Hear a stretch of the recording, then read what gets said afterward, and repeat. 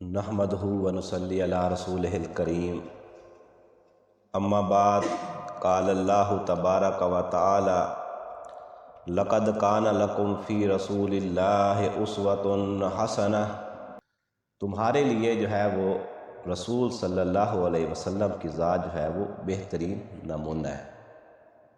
لمن کان یرجو اللہ والیوم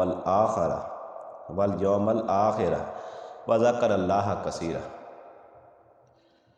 اور ہر اس شخص کے لیے کہ جو اللہ سے ملاقات اور آخرت کی امید رکھتا ہو اور کثرت سے اللہ تعالیٰ کو یاد کرتا ہو۔ یہ آیت کس وقت نازل ہوئی؟ غزوہ خندق کے موقع پر، جب 3000 کے مقابلے میں آگے لشکر آ گیا تھا 10,000 کا۔ یعنی اس سے اگلی جو آیت ہے وہاں پر اللہ تعالیٰ فرماتے ہیں کہ وَلَمَّا رَأَى الْمُؤْمِنُونَ الْأَحْزَابَ، جب مومنوں نے لشکر دیکھے، اب اس کے فرمایا کہ اس وقت کلیجے جو ہے وہ منہ میں آ گئے تھے، آنکھیں پتھرا گئی تھی۔ قرآن کے الفاظ ہیں، یعنی کہ اس وقت جو مسلمانوں کے حالات تھے۔ وَلَمَّا رَأَى الْمُؤْمِنُونَ الْأَحْزَابَ، اور جب اہل ایمان نے دیکھے لشکر، قَالُوا هَذَا مَا وَعَدَنَا اللَّهُ وَرَسُولُهُ، انہوں نے کہا یہی تو ہے جس کا ہم سے وعدہ کیا تھا اللہ نے اس کے رسول نے۔ وَصَدَقَ اللَّهُ وَرَسُولُهُ، اور اللہ اور اس کے رسول نے سچ کہا تھا۔ مَا زَادَاهُمْ إِلَّا إِيمَانًا وَتَسْلِيمًا، اس سے نہیں اضافہ کیا مگر ان کی ایمان میں اور فرما برداری میں۔ من المؤمنین رجال صدقوا ما عاہدوا اللہ علیہ، اور اہل ایمان میں سے کچھ ایسے جوان مرد ہیں جنہوں نے سچا کر دکھایا وعدہ جو کہ اللہ تعالیٰ سے انہوں نے کیا تھا۔ عہد اللہ علیہ، فَمِنْهُمْ مَنْ قَضَىٰ نَحْبَهُ وَمِنْهُمْ مَن يَنتَظِرُ، اور کچھ ایسے ہیں جو کہ اپنی نظر پوری کر چکے ہیں، جو اپنی جانیں اللہ تعالیٰ کو دے چکے ہیں۔ وَمِنْهُمْ مَن يَنتَظِرُ، اور کچھ وہ ہیں جو کہ انتظار میں ہیں۔ وَمَا بَدَّلُوا تَبْدِيلًا، اور انہوں نے ہرگز کوئی تبدیلی نہیں کی۔ یعنی کہ یہ یہاں پر یہ فرمایا گیا کہ لَقَدْ كَانَ لَكُمْ فِي رَسُولِ اللَّهِ أُسْوَةٌ حَسَنَةٌ، یہ اس سے اگلی دو آیات ہیں جو میں نے آپ کے سامنے پڑھ کر سنائیں۔ وہی جو بات اقبال کے شعر میں آئی ہے اسے ہم نے قرآنی آیات کی مدد سے سمجھا۔ اب اس کو نظام کو تبدیل کرنے کے لیے، اس کی جگہ دین حق اللہ تعالیٰ کا دین غالب کرنے کے لیے طریقہ کیا ہے؟ وہ رستہ ہے انقلاب کا رستہ، ایک بھرپور پرامن عوامی تحریک کے ذریعے سے آئین اور قانون کے دائرے میں رہتے ہوئے انقلاب برپا کرنا۔ تو یہ وہ رستہ ہے جس پر رستے پر جو ہے وہ ہم کام کر رہے ہیں۔ کہ سب سے پہلی بات تو یہ ہے کہ انقلاب کہتے کسے ہیں؟ یہ جو دو آدمی ہیں یہ وہ کہ جنہوں نے ریولوشن پر پی ایچ ڈیز کر رکھی ہیں اور پڑھاتے بھی ہیں یونیورسٹی میں، وہ کہتے ہیں کہ انقلاب جو ہے اسے کہتے ہیں کہ عوامی تحریک کے ذریعے جو ہے اس کو حکومت کو تبدیل کر دینے کا نام جو ہے وہ انقلاب ہے۔ اور یہ تبدیلی جو ہے یہ انقلاب کے فوراً بعد یا تھوڑے ہی عرصے بعد یہ جو ہے وہ رونما ہو جاتی ہے۔ اور ڈاکٹر اسحاق احمد جو ہے وہ انہوں نے انقلاب کی کیا تعریف، اس کی کیا کیا ہے؟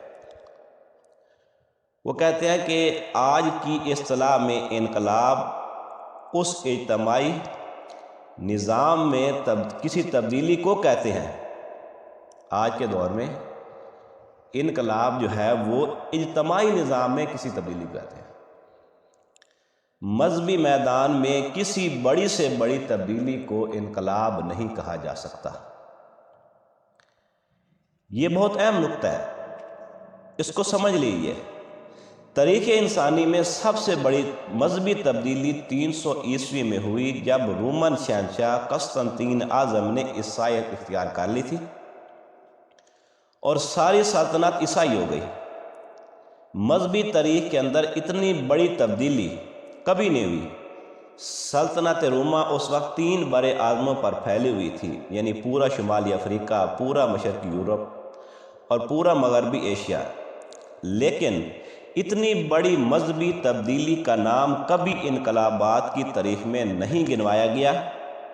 اس لیے اس مذہبی تبدیلی سے سیاسی، معاشی اور سماجی نظام میں کوئی تبدیلی واقع نہیں ہوتی۔ انقلاب، ریولوشن وہ تبدیلی کہلائے گی جو کسی ملک کے سیاسی نظام، معاشی نظام یا سماجی نظام سے متعلق ہو اور بنیادی نوعیت کی ہو۔ یہ وہ چیز سے ہے وہ انقلاب کہا جائے گا۔ ایک اور سوال کے جواب میں انہوں نے ڈاکٹر صاحب جواب دیا تھا کہ کیا ایرانی انقلاب ہے وہ اسلامی انقلاب ہے؟ یہ ان پر جو ہے وہ سوال ہوا تھا، اور اس سوال کے جواب میں انہوں نے کہا تھا کہ انقلاب آیا کرتا ہے ایک نئی جماعت سے، جو انقلابی پارٹی، نئے کیڈر کے ساتھ وہ لوگ شریک ہوں جو کہ یعنی کہ وہ لوگ اس میں شریک ہوں کہ جو نئی آئیڈینٹی کو ذہناً قبول کیا ہو، اور اس میں جو ہے وہ درجہ بندی بھی نئی ہوگی۔ یہ نہیں جو سید ہے وہ آگے اور جو شودر ہے وہ پیچھے، اور جو صاحب حیثیت تھا وہ آگے اور جو بے حیثیت تھا وہ پیچھے۔ یہ نہیں، بلکہ کس نے اس کے لیے کتنا احسار کیا، کس نے اس کے لیے کتنی قربانی دی، اور کس نے اس کے لیے کتنی مشقت جھیلی، کس نے اس کے لیے کتنا وقت صرف کیا، یہ ہوگی وہ چیز جو ایک نیا کیڈر ہوگا، نئی درجہ بندی ہوگی، جس میں جو ہے وہ اس میں یہ دیکھا جائے گا کہ اس انقلاب کے لیے کسی نے کیا کیا، اس کی بنیاد پر اس پارٹی میں جو ہے وہ درجہ بندی ہوگی۔ اور یہ جو انقلاب ہوتا ہے یہ انقلابی پارٹی لے کے آتی ہے، اور وہ پارٹی جس کے اندر درجہ بندی اس انقلاب کے لیے احسار و قربانی اور وقت کی بنیاد پر قائم کی ہوئی ہوتی ہے۔ لیکن جو ایرانی انقلاب تھا اس میں شروع میں تو تھے نا وہ جنہوں نے انقلابی پارٹیاں تھیں، لیکن وہ کمزور تھیں، اور بعد میں جو ہے ان کے علماء نے آ کر جو ہے وہ اس پہ قبضہ کر لیا، اور وہ یعنی کہ اسے کہتے ہیں کو کہیں گے، ریولوشن نہیں کہیں گے۔ یعنی وہاں پر ایران میں علماء کا ایک کو تھا، جیسے ہمارے ہاں فوج کے کو ہو جاتے ہیں، اس سے جو ہے وہ انقلاب نہیں کہا جا سکتا، کیونکہ اس میں ریولوشنری پارٹی نہیں ہے۔ ایک مین لنک ہے جو کہ ویسے باقی سب کچھ ہے، رجیم بھی تبدیل ہوئی، یعنی انقلاب بھی آیا، سب کچھ ہوا، لیکن اس انقلاب کو لانے والی ریولوشنری پارٹی نہیں تھی۔ ایسی پارٹی جس میں درجہ بندی اس کام کے مطابق ہو، اس انقلاب کے ساتھ اٹیچ ہونے سے، اور جس نے اس کے لیے کتنا احسار و قربانی کیا، اس کی بنیاد پر وہ پارٹی بنتی ہے جو کہ انقلاب لے کے آتی ہے۔ یعنی اب ہم نے جو سمجھا ہے کہ اجتماعی زندگی کے کسی گوشے میں، اجتماعی زندگی، مذہبی زندگی نہیں، انفرادی نہیں، اجتماعی زندگی کے کسی گوشے میں، یعنی سیاسی، معاشی یا معاشرتی نظام میں کوئی تبدیلی واقع ہو۔ ایک دوسرا، اس تبدیلی میں عوام کی ایک بڑی تعداد انقلابی جماعت کے ساتھ شامل ہو، اور نمبر 3، اس تحریک کی قیادت ایک منظم انقلابی جماعت کر رہی ہو، جس میں احسار اور قربانی کی بنا پر نئے کیڈر وجود پا چکے ہوں، یعنی نئی درجہ بندیاں جو ہے وہ ہو چکی ہوں، اور یہ شرطیں ہو تو پھر اسے کہتے ہیں انقلاب۔ اچھا، اب آپ صلی اللہ علیہ وسلم نے جو انقلاب برپا کیا وہ تاریخ کا عظیم ترین انقلاب تھا۔ یعنی جہاں پر جمہوری انقلاب آیا وہاں پر صرف سیاسی نظام بدلا، اور جہاں پر انقلاب آیا کیا نام ہے یہ اشتراکیت کا، کمیونسٹوں کا، وہاں پر صرف معاشی نظام بدلا۔ لیکن جو ان کا انقلاب محمد رسول اللہ صلی اللہ علیہ وسلم نے برپا کیا اس میں کوئی ایسی چیز نہیں تھی جو بدلی نہ گئی، اس میں یعنی کہ اجتماعی زندگی کے تمام شعبوں کو بدلا گیا۔ اب یعنی کہ انقلاب کا نبوی طریقہ کار کیا ہے اسے ہم سمجھیں گے۔ منہج انقلاب نبوی کیا ہے؟ اس میں جو سب سے پہلی بات ہے نا وہ ہے جی انقلابی نظریے کی دعوت۔ جو انقلابی نظریہ ہوتا ہے اس کی دعوت دی جائے گی۔ ہمارا نظریہ جو وہ نظریہ توحید ہے، یعنی توحید کی دعوت دی جائے گی، اور توحید کی دعوت سے مراد وہ توحید جو کہ اجتماعی نظام کے متعلق ہے، جس میں جو ہے وہ یعنی کہ بھائی عدل ہو۔ عدل کیسے ہو؟ وہ جو العدل ہے اس کے قوانین کے مطابق ہو۔ ویسے کیا ہے کہ بادشاہ کون ہے، حاکم کون ہے؟ جمہوریت میں ہے کہ حاکم عوام ہے، اور بادشاہت میں جو ہے وہ حاکم ایک خاندان ہے، اس کے پاس حق حاکمیت ہے۔ جبکہ اس نظریے میں کیا ہے کہ حاکم اللہ تعالیٰ، ان الحکم الا للہ، ہمارے لیے خلافت ہے، یعنی اللہ تعالیٰ کے احکامات کو زمین پر نافذ کرنے کے لیے ہمارے پاس خلافت ہے۔ حاکم اللہ تعالیٰ کی ذات ہے، بادشاہ وہی ہے، سروری زیبا فقط اس ذات بے ہمتا کو ہے، حکمراں ہے ایک وہی باقی بتان آزری۔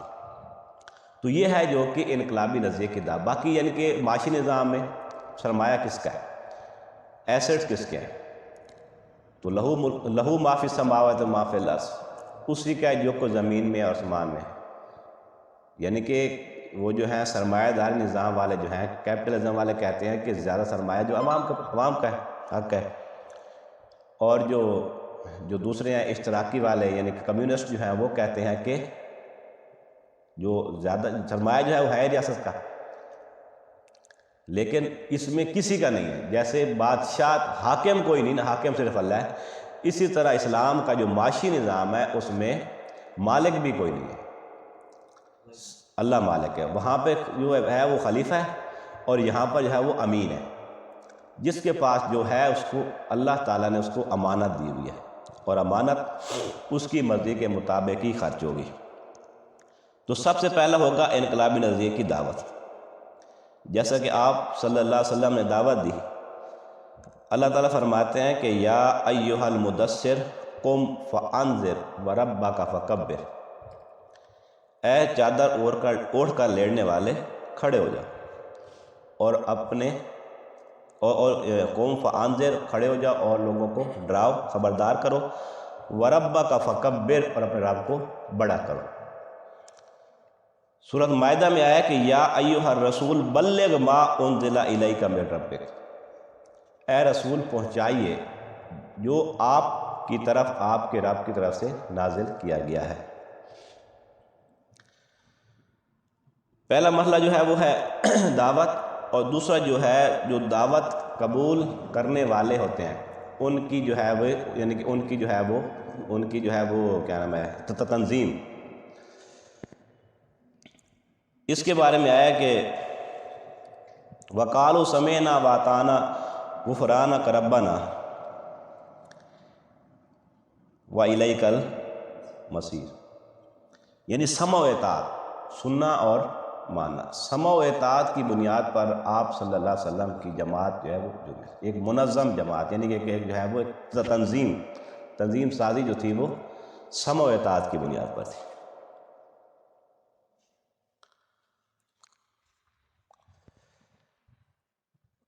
اللہ تعالیٰ فرماتے ہیں کہ وَاذْكُرُوا نِعْمَةَ اللَّهِ عَلَيْكُمْ وَمِيثَاقَهُ الَّذِي وَاثَقَكُم بِهِ إِذْ قُلْتُمْ سَمِعْنَا وَأَطَعْنَا وَاتَّقُوا اللَّهَ إِنَّ اللَّهَ عَلِيمٌ بِذَاتِ الصُّدُورِ۔ وَاذْكُرُوا نِعْمَةَ اللَّهِ عَلَيْكُمْ وَمِيثَاقَهُ، اور اللہ نے جو تمہیں نعمت عطا کی اس کو یاد رکھو، اور اس معاہدے کو بھی، الَّذِي وَاثَقَكُم بِهِ، اور جو تم نے اس سے باندھ لیا ہے، اذ قلتم سمعنا واطعنا، جب تم نے کہا کہ ہم نے سنا اور اطاعت قبول کی، واتقوا اللہ، اللہ کا تقوی اختیار کرو، ان اللہ علیم بذات الصدور، اللہ تعالیٰ جاننے والا ہے جو کچھ تمہارے دلوں میں ہے۔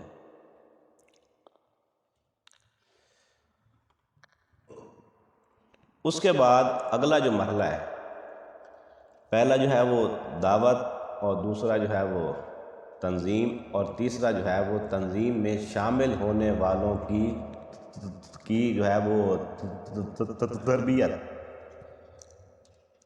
یہ جو شامل ہو جائیں گے نا، پہلے دعوت دینے، اور جو دعوت قبول کرنے کے نتیجے میں شامل ہو جائیں، ان کو جو ہے منظم کرنا، ان کی جو ہے وہ تنظیم بنانی ہے، اور پھر اس کے بعد جو تنظیم میں آ جائیں پھر ان کی تربیت کا اہتمام کرنا ہے۔ اللہ تعالیٰ فرماتے ہیں کہ والذی بعث فی الامیین رسولا منہم، وہی ہے جس نے امیین میں یعنی کہ ان پڑھوں میں بھیجا رسول، انہی میں سے ہے، رسولا منہم یتلو علیہم آیاتہ، جو کہ ان پر آیات اللہ تعالیٰ کی پڑھ کر سناتا ہے، وَيُزَكِّيهِمْ، اور ان کو جو ہے وہ یعنی کہ ان کا جو ہے وہ کرتا ہے تزکیہ نفس کرتا ہے، وَيُعَلِّمُهُمُ الْكِتَابَ وَالْحِكْمَةَ، اور انہیں کتاب و حکمت سکھاتا ہے،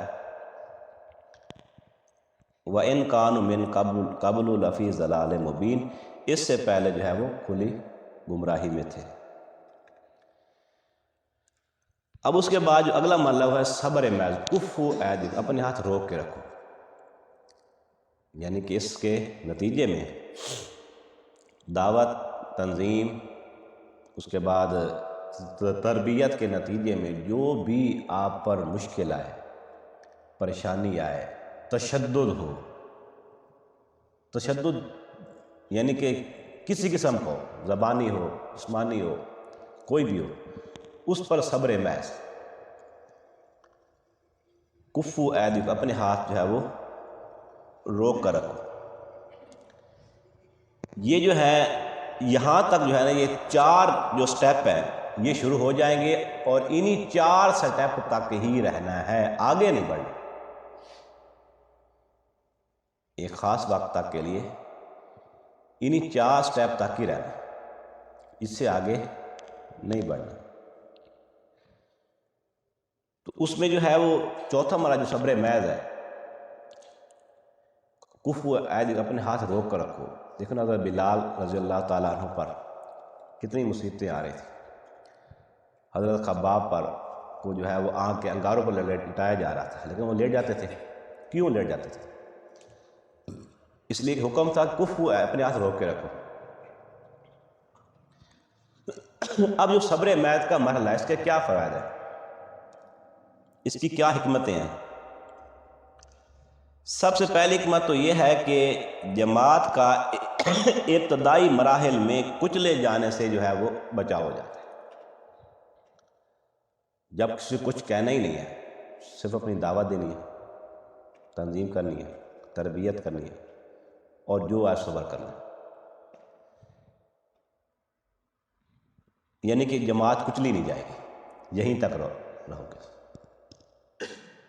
اور دوسرا یہ ہے کہ حکمران طبقات کی مخالفت اور ظلم، اس کے نتیجے میں جماعت کا نظریہ کا فروغ، جب حکمران کی طرف سے ظلم ہوگا، تشدد ہوگا، ادھر سے ہاتھ روکے ہوئے ہیں، حکمرانوں کی طرف سے جو ہے وہ تشدد ہو رہا ہے، تو یہ خاموش اکثریت ہوتی ہے عوام الناس، اس کے دلوں میں اس انقلابی پارٹی کی ہمدردی پیدا ہو جائے گی، یعنی جس پر ظلم ہو رہا ہوتا ہے نا، جس پر تشدد ہو رہا ہوتا ہے، تو خاموش عوام کی جو اکثریت ہے اس کے دل اسی طرف ہو جاتے ہیں۔ اور جو ہے وہ تیسری بات یہ ہے کہ کمزور ایمان والوں کی چھانٹی ہو جائے گی، یعنی کہ جو کمزور ایمان والے ہوں گے نا، وہ اسی مرحلے سے نکل جائیں گے، اور اس ظلم و زیادتی کے مقابلے میں وہی کھڑا رہے گا جو سچا ایمان والا۔ ان صبر محض کا جو مرحلہ ہے، اس میں سے چھانٹی ہو جاتی ہے، صرف کھڑے جو ہے تو وہ رہ جاتے ہیں، اور کھوٹے وہ نکل جاتے ہیں۔ کہ اس پر کھڑا رہنا جو ہے وہ مشکل ہوتا ہے۔ اور پھر جب صرف کھڑے رہ جاتے ہیں اس چھلنی سے گزرنے کے بعد، اس چھانٹی کے بعد، اس وقت اللہ تعالیٰ کی نصرت آتی ہے۔ اچھا، یہاں پر یہ اچھے جو ہے نا وہ صرف جو کمزور ایمان والے ہوتے ہیں ان کی بھی چھانٹی ہو جاتی ہے، اور وہ جو اپنے آپ کو منظم نہیں رکھ سکتے، یعنی کہ وہ جو کہ ہوتے ہیں، یعنی کہ رد عمل دینے والے ہوتے ہیں، وہ بھی نہیں رہ سکیں گے، وہ بھی نکل جائیں گے۔ صرف وہی رہیں گے جو کہ مضبوط ایمان والے ہوں اور اپنے آپ کو منظم رکھ سکتے ہوں۔